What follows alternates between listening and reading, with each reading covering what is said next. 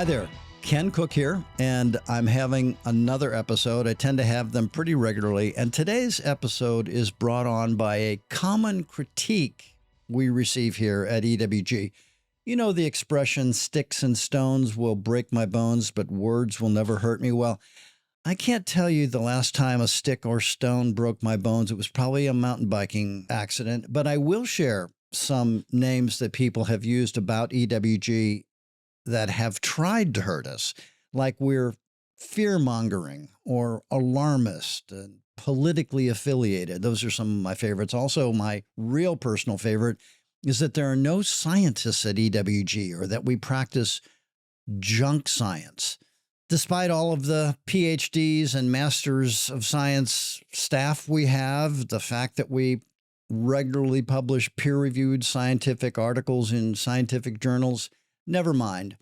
The charges are out there because people don't like what we say, oftentimes, about toxic chemicals in your health. Well, we take a lot of pride in sharing science with all of you to help you feel confident about the products you purchase for yourselves and for your families. So here on the show, we also prioritize introducing you to scientists that we work with, admire, love, scientists with no affiliation to EWG, mind you, and a common topic I speak to these scientists about is the concept of the dose makes the poison, because oftentimes industry claims a chemical dose is safe just because it's at a very low level, parts per billion or parts per trillion. And it turns out sometimes it is safe legally until it's not.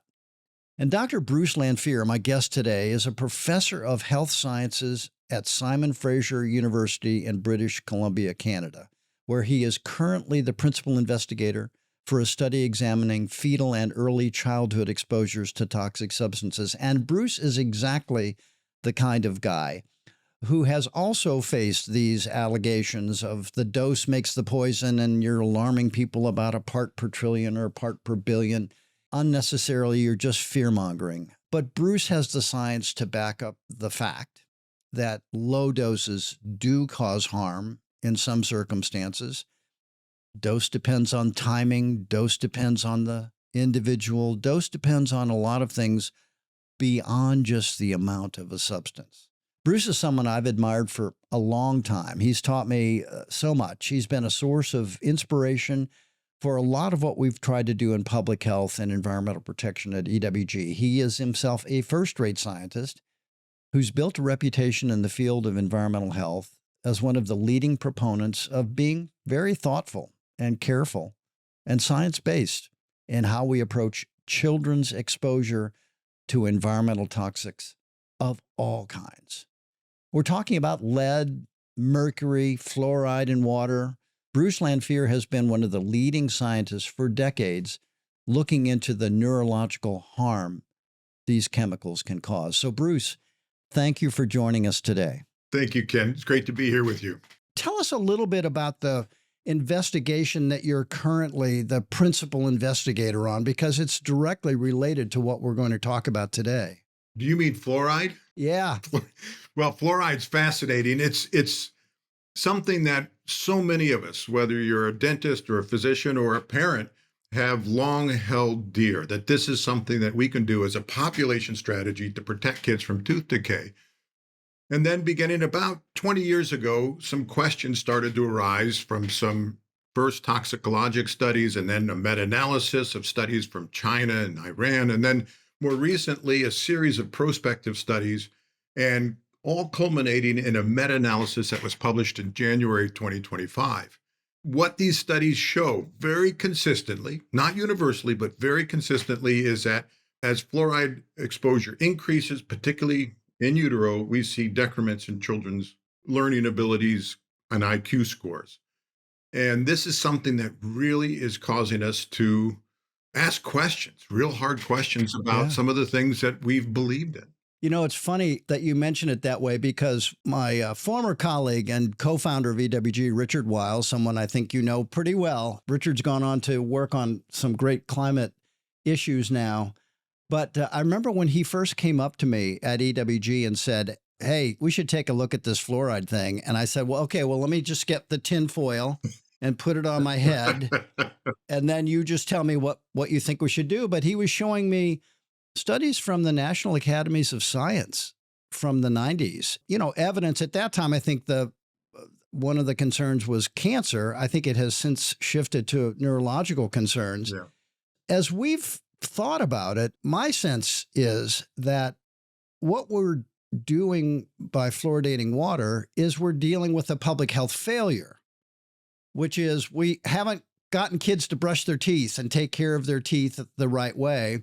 And so we're putting it in the water for everyone, whether they have their regular toothbrushers and flossers or not, right? I get it. I think there's a lot to be said for wanting to make sure that kids that don't have that good dental care, that those good dental practices are protected. But as you say, the emerging science is raising questions about whether or not we shouldn't just really find a better way to apply fluoride directly to teeth as opposed to putting it in everyone's drinking water. How do you come down on that, Bruce? Yeah, you're absolutely right. I mean, one thing to keep in mind, Ken, is that there are studies that have shown that brushing your teeth with fluoride prevents tooth decay, randomized controlled trials, right? So it's efficacious. We know it works. We don't have those kinds of studies with fluoridation. In fact, a Cochrane review published in October 2024 suggested that fluoridation, based on studies done after 1975, when fluoride toothpaste became widely used, may not reduce tooth decay. So we not only have new studies showing that fluoride is neurotoxic, we have other studies by oral health experts who suggest that maybe fluoridation isn't giving us the benefit we thought it was.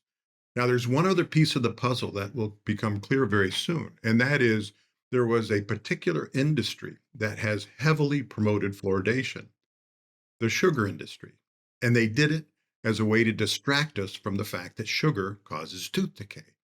So there's all of this evidence coming together, and it's time for dentists and physicians, the American Academy of Pediatrics, and our public health officials to pause because the evidence is too overwhelming to ignore anymore.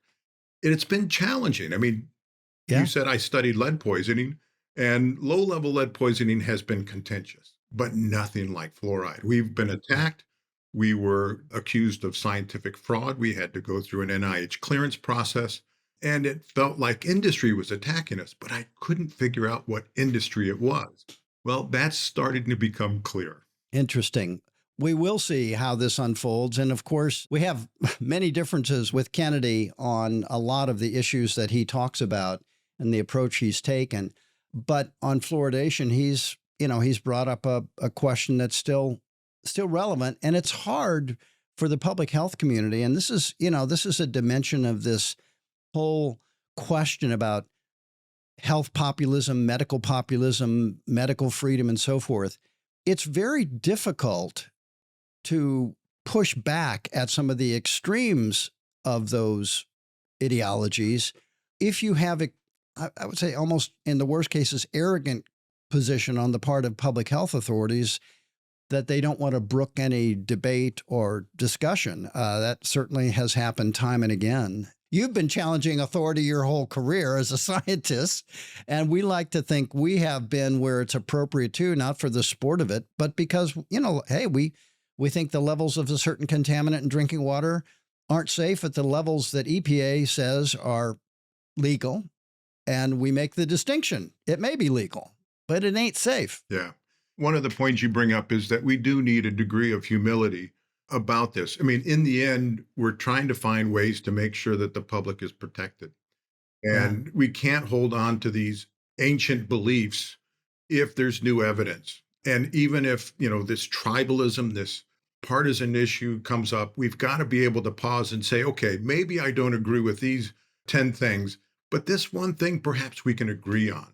I think it's going to take humility. I think it's going to take courage because you don't want to be branded as somebody who's anti-science. And that's the real challenge these days. Yeah. I take it further, and that is, who do we trust? Yeah. Right? We historically have been able to trust scientists and physicians. That has become more and more difficult. So who do we trust? And that's for all of us, even scientists. We have to say, okay, wait, where is this evidence coming from? Yeah. And how do you build your own sensibility for evaluating authority and competing authorities? There's a lot of authority behind conspiracy theory. It's all encompassing. It's like a black hole that swallows any fact that doesn't fit.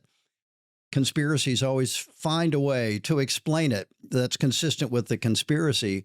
So that's a very powerful source of authority. It's not the one that I think is healthy to subscribe to. Right. So, what are the alternatives? And to me, starting off by saying, hey, I may not have this right, or I'm still looking into this, or science changes, let's all take a deep breath and listen to one another. Yes.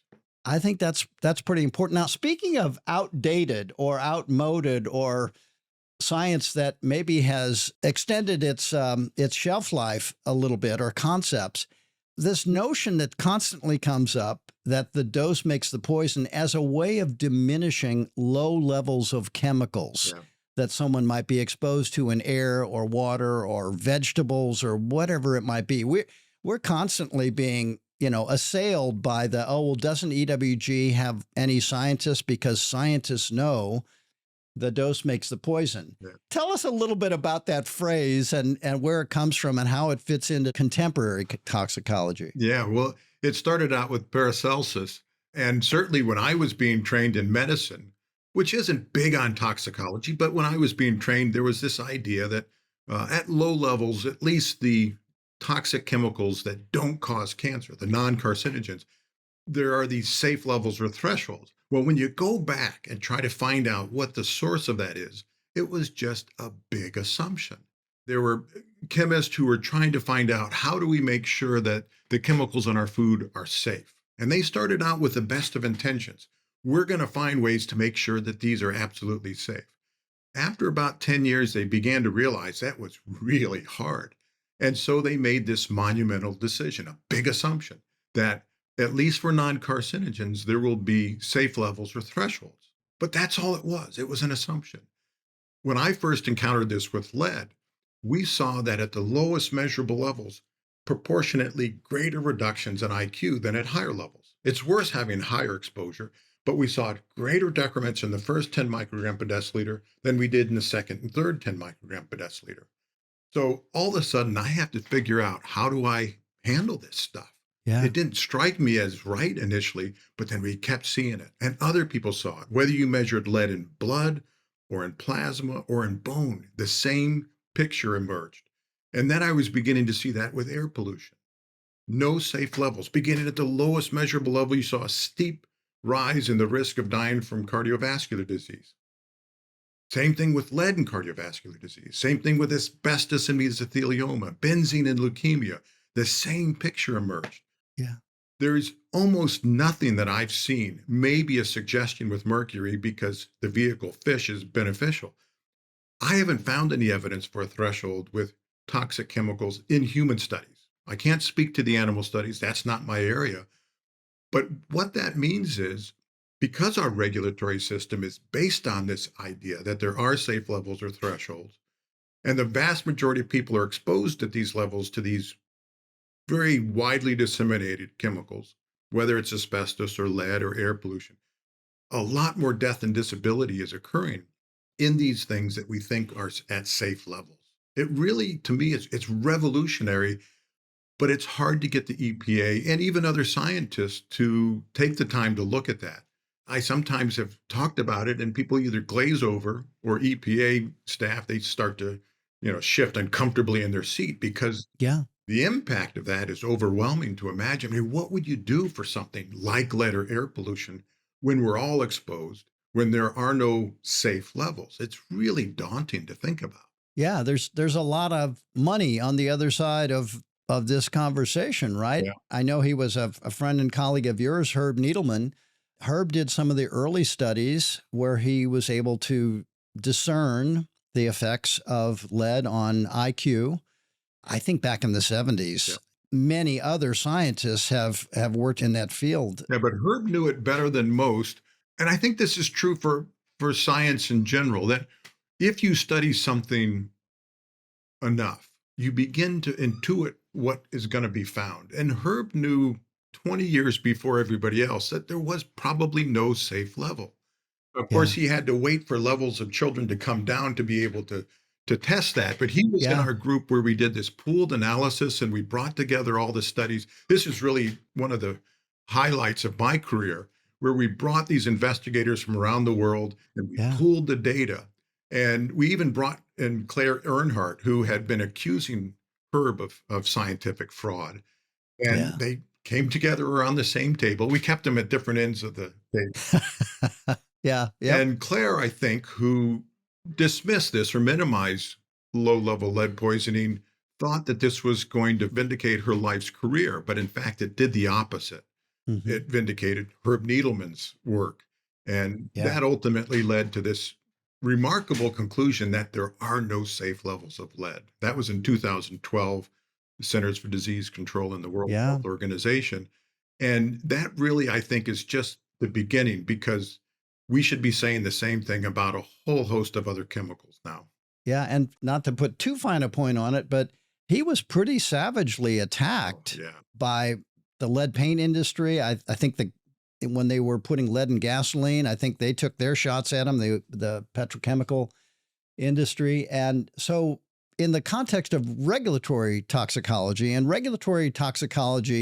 I like to tell people I'm not a toxicologist, but I've been on the edge of many of these fights. Regulatory toxicology is about money. It's about regulating technologies. It's not just a scientific exercise. And when you regulate technologies, you're regulating somebody's financial interests. Yeah. That shapes the debate. Great example, Ken, with lead. If you look at how the EPA has promulgated standards for lead, in virtually every case, it was more about what they thought was feasible to achieve rather than the best available Yes. science. And it began with what levels of lead in paint were safe. Well, Julian Chisholm led a committee in 1976, and they didn't have great evidence, and this was, fair enough. The way they figured it out, they opened up a bunch of cans of house paint, and they tested them, and they found that a certain number fell below 600 part per million. So that's what they chose to regulate. Yeah. But even when the first big study I did, what are the safe levels of lead in house dust? We said, based on a study I did when I was a postdoc in Rochester, should be below 5 or 10 microgram per square foot. EPA set it at 40. And at 40, we said 1 in 5 kids would be lead poisoned. 30 years later, just this past year, after a series of federal lawsuits, did they finally base the standards on the science that we had done 30 years ago. It took that long, even for something like lead. And of course, everybody knows lead's a problem, right? So it's not even this question. It takes Yeah. that long. There's so many examples. I think of the Aaron Brockovich chemical, hexavalent chromium, Yeah. chromium 6, right? We still don't have a national standard for it in the US. We have one for total chromium, but not for hexavalent chromium. And when we set the standard here in California, they found out that what they considered to be the level that wouldn't hurt you in water, which I think is the least water should do for us, is not hurt us. When they found that level, they set the legal limit 500 times higher. And that often happens where you're just trying to accommodate some potentially regulated entity that will have to struggle. In this case, water utilities might have to find other sources of water. In California, not so easy. Might have to filter water, can be costly. And a lot of these decisions enter into these conversations when it's a regulatory toxicology decision. And they are often given much more weight than the health effects data that's right in front of us. Yeah. I think one of the things we need to begin to change the narrative, the way people talk about these chemicals. I think too often, because the effects in the short term, low level effects anyway, are subtle, we tend to minimize or dismiss them. One of the things that many people may not appreciate is that about 1 in 5, perhaps 1 in 4 deaths around the world are from exposures to toxic chemicals and pollutants. 1 in 4. And I would say most people don't appreciate Yeah, that. I think that's right. The other thing they don't appreciate is how little we actually devote to fixing these problems. So if you take something like HIV/AIDS, there's about 1 million deaths every year around the world. Compare that to lead poisoning, 5.5 million deaths around the world. There's about $8 billion in international aid for HIV/AIDS, and about $15 million Yeah. in 2023 just for lead. So Just we so that. don't appreciate it, and we don't recognize that these are deaths that could be prevented. And deaths are just the tip of the iceberg, right? There's so much underneath that. Yeah, absolutely. Yeah. I mean, there's lots of harm that is caused short of death. If you're hospitalized, if you're disabled, that's a serious price to pay for an environmental exposure. Let's go back if we can and talk a little bit more about these acceptable levels of chemical exposure. Yeah, absolutely. And one of the themes that's running through my research is to try to identify, is there an apparent threshold? And again, we don't see those, whether it's PBDEs, that chemical flame retardant, whether it's tobacco, pesticides. We just don't see evidence of thresholds. And so you go back and say, well, what are these things called acceptable levels? And if you go back to that historical and monumental decision, it was basically a certain amount of sickness and death is acceptable so as not to impede economic progress, right? So we're making this trade off. But what we've learned over the past century is that the trade off is really, really costly. I mean, Yeah. oftentimes, for example, something like heart attacks, we blame that on sedentary behavior or poor diet or smoking. But we've realized that a lot of it is environmental. Lead, we found in 2018, was the leading risk factor for coronary heart disease deaths in the United States, right? And it's not on Yeah. anybody's No. familiar litany of risk factors. Tobacco, of course, and air pollution are other big ones. Yeah. And this, I think, is part of that narrative to begin to understand how interactions, how these chemicals interact. If you look at the lung cancer epidemic over the past century, I think most people would point to tobacco, to cigarettes as the leading cause, and they are. But if you go back, and this was an exercise I had to do with AI because it's just so complex. But if you go back and look at how tobacco, which sometimes we call the great synergizer, interacts with arsenic and radon and Yeah. asbestos, right? Tobacco causes lung cancer, but if it's interacting with these others, you get a magnification in Yeah. lung cancer. And if you look at that, what I learned from this exercise is that as much lung cancer resulted from the interaction of tobacco and these other toxic chemicals as resulted from tobacco alone. Then you can begin to look at, well, where did the arsenic come from? And in the 30s and 40s and a bit into the 50s, lead arsenic was used in tobacco fields. So you were actually getting not only the nicotine and all the other pollutants of smoke from the cigarette, you were also getting lead and arsenic, essentially magnifying the impact of Yeah. those devices to cause lung cancer. And then you find out, well, where did the arsenic come from?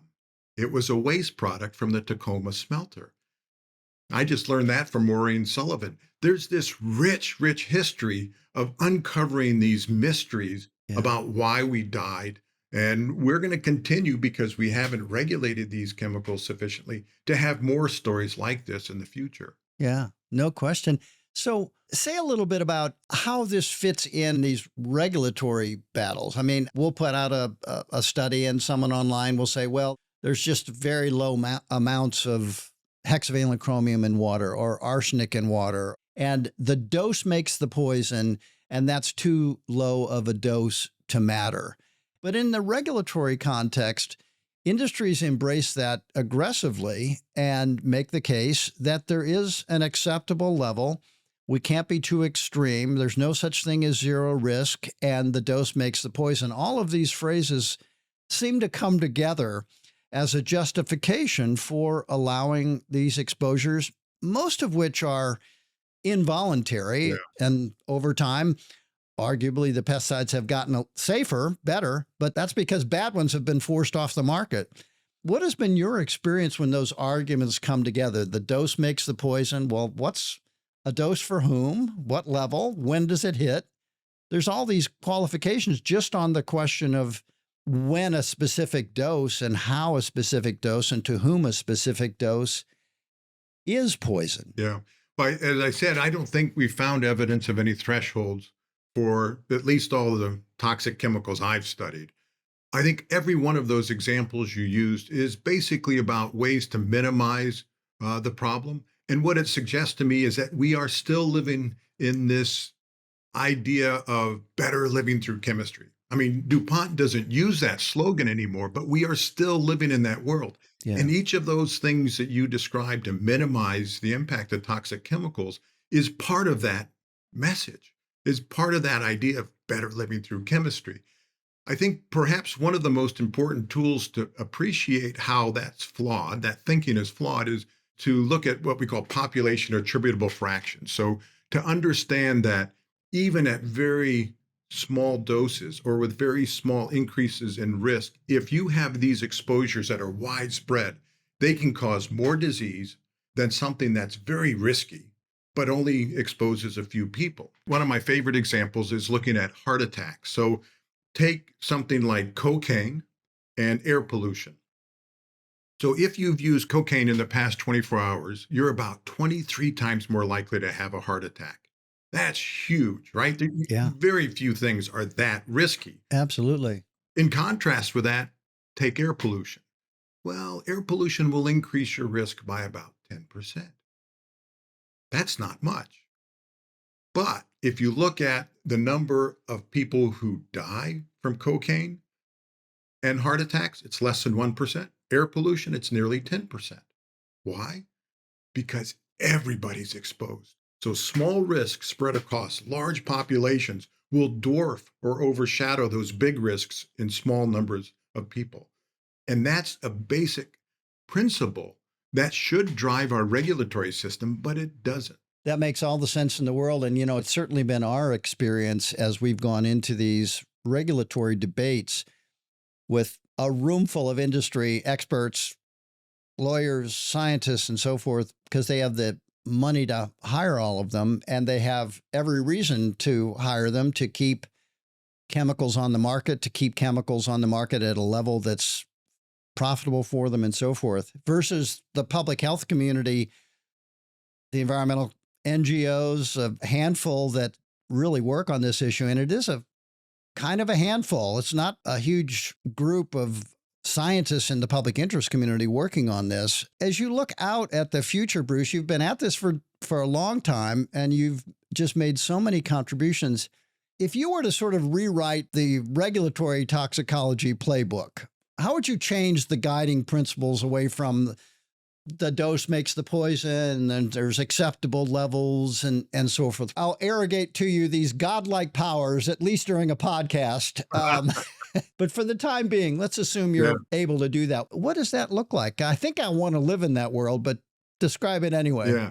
Well, I think one thing I would adopt the recommendation of the 2009 National Academy of Science on risk.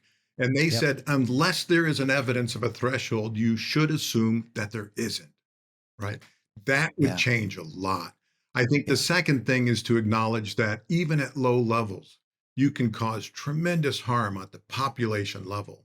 I think the third thing is that we need to acknowledge that 1 in 5, perhaps 1 in 4 deaths around the world and untold amount of disease results from these toxic chemicals and pollution. The terrible, tragic thing is we're doing this to ourselves.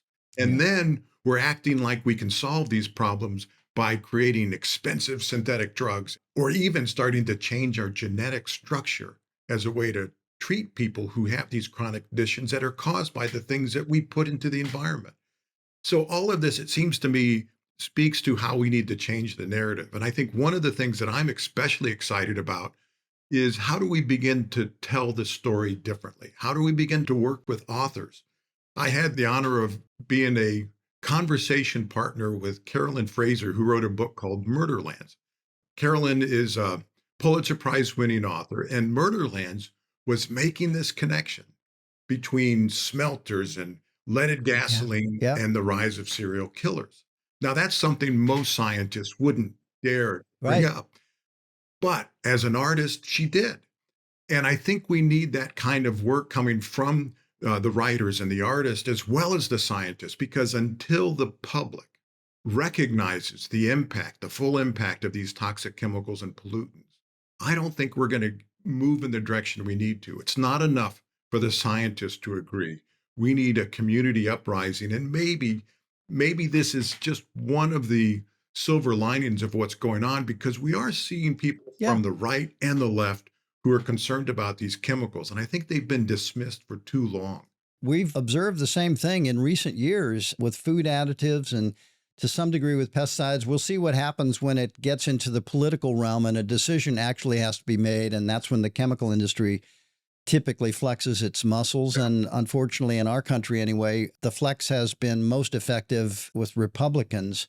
I'm hoping this is beginning to change, and maybe Kennedy's going to have some beneficial impact on all of that for all the quibbles and arguments we have with them. You know, I asked you the question of what regulatory toxicology would look like. I asked a kind of a variation of that with Linda Birnbaum. I had her on the podcast a while back, and I know she's someone you know well, and like you, a sort of a legend, a giant in the field of environmental health. And I asked her what she thought was one of the biggest revelations during her time as a scientist working first at EPA, then running NIEHS. And she pointed to endocrine disrupting chemicals. And I don't think it's an accident. First of all, she said we discovered that belatedly because we were focused on, the bigger issues, the coarser issues, maybe is a way to put it, like cancer or neurological harm, where it's easier, maybe easier to identify it. And there's a health endpoint that's regulated. Whereas with endocrine disruption, you can have endocrine disruption all day long. Doesn't necessarily trigger regulation. And so it was delayed in terms of recognition by the regulatory community. I reminded her that the Endocrine Society, if you look at their website, they say some very profound and powerful things. And we're talking about a community that works in the parts per trillion. Yeah. If I asked you, what have been the revelations in your career that have kind of stuck with you, and maybe you think, oh, I wish I'd known that when I was a young scientist in my late 20s, that have belatedly come to a more common understanding in environmental health? Yeah. Well, one of the things that I already brought up was that there are no apparent thresholds. And I think Yep. what Linda talked about with endocrine disrupting chemicals was sort of saying the same thing in a different way. Yeah. It's forcing us to recognize that even down at levels of parts per trillion, parts per billion, that we can see these adverse consequences. One of the ways that fluoride may ultimately be found to reduce children's intellectual abilities is because it seems to disrupt the thyroid. And thyroid, of course, is critical for brain development.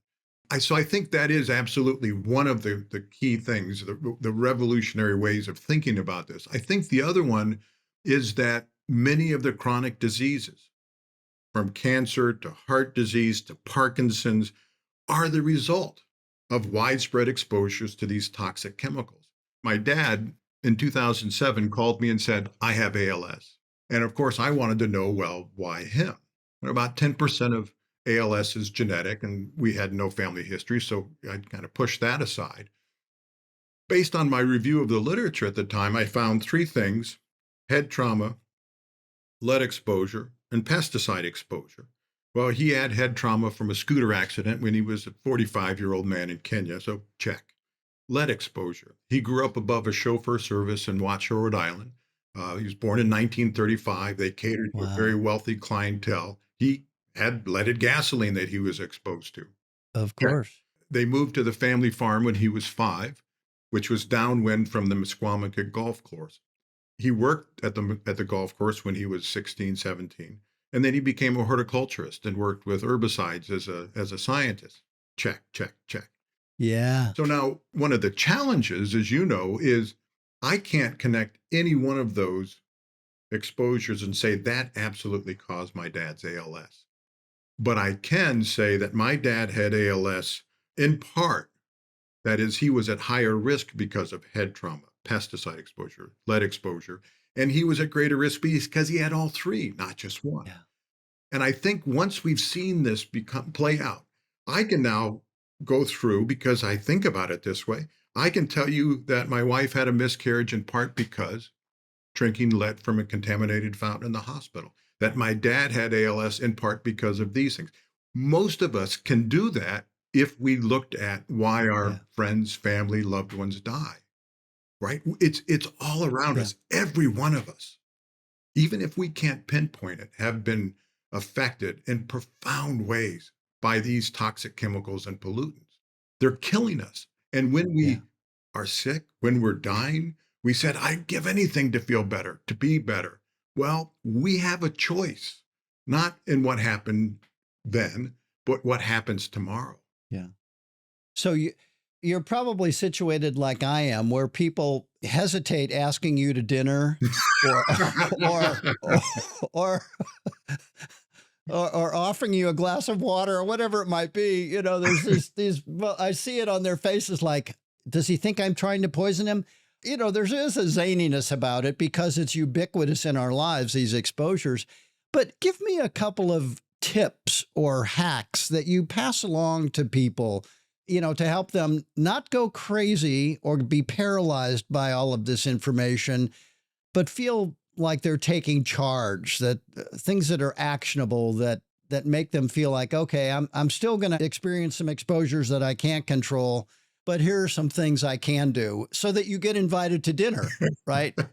Well, and that to me brings up, I think, the most important thing that we can do and even enjoyable, and that is cook your own food at home. Cook from scratch, Yeah. and do it with your friends and loved ones. Bring them over a little early so they're part of it. We have, over the past 20 years, done a number of things in our kitchen. We've gotten rid of, I'd say, 95% of plastics, and Yep. we rarely, well, I can't remember the last time we opened up a can for food that, might contain bisphenol A. And so I think probably one of the most important things is, and enjoyable things, is cook from scratch. Learn to enjoy cooking. In your kitchen, avoid those plastic foods, avoid heavily processed foods. You don't need pesticides or cigarette smoke around your home. Avoid those. I think, some pretty simple things that you can Yeah. do. And then once you've done that, you still have to pay attention to what new information's coming out there. But once you've done those kinds of things, you just sort of let it go, right? And if Yeah. you go to a restaurant and you don't know if the food's organic, it's okay. You do Yeah. what you can, and then you go about your life.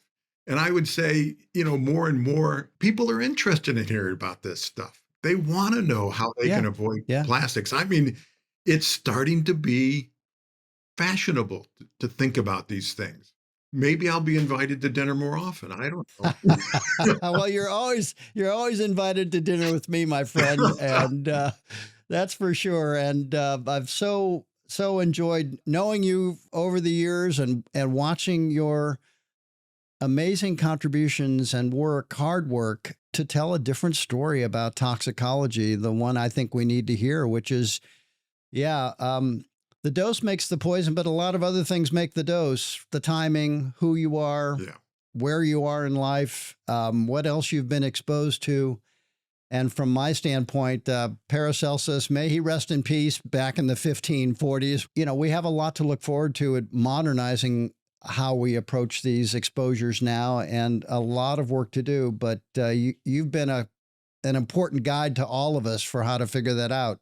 Well, and Ken, I have a lot of confidence that because of your work and what EWG does, that we're going to get there. It's going to take us longer than we'd like, but we're going to get there, I'm sure. And it's not so hard. Bill Riley, former EPA administrator, was on the show a while back, and he said something about energy that I think applies also to our topic of toxic exposures in everyday life, which he said, maybe we made it sound too difficult, the energy transition. The cars are great if they run on batteries. You can put solar on your roof, and you can get by. It's not like we're asking people to go back and live in a cave. We're talking about the possibility of new thinking for how to organize the economy, new thinking about technologies that provide for human well-being without the toxics. It doesn't have to maybe be so overwhelmingly difficult as industry says. I remember when PCBs were first identified, Monsanto said, well, yeah, if you get rid of PCBs, then we won't have Yeah. electricity. Yeah. I agree with your view of the future. The one caveat I would say is that we need to start thinking today about how we're going to deal, for example, with the critical metal industry in a different way. And we need to Yeah. do it at the beginning of this huge revolution. Now, maybe we're a few years behind, but we know that these critical metals and extracting them can cause tremendous Yeah. problems in the environment. I still have a lot of optimism, as you said, that shifting into this new world can solve a lot of the problems, but we've got to go in with our eyes wide open to what we have learned from the past. Yeah. And eyes wide open and a good dose of humility. Absolutely. Brother, thank you so much for spending so much time with me. You've been very generous. And don't forget who's the president of your fan club. Never forget that. Ken, I look forward to spending more time with you. Big thanks to Dr. Bruce Lanphear for joining us today, and thank all of you out there for listening. If you'd like to learn more, be sure to check out our show notes for additional links for a deeper dive into today's discussion. Make sure to follow our show on Instagram at Ken Cook's Podcast. And if you're interested in learning more about EWG, head over to EWG.org or check out the EWG Instagram account at Environmental Working Group. If this episode resonated with you or you think someone you know would benefit from it, send it along. The best way to make positive change is to start as a community with your community. Today's episode was produced by the extraordinary Beth Rowe and Mary Kelly, and our show's theme music is courtesy of Moby. Thank you, Moby, and thanks again to all of you for listening.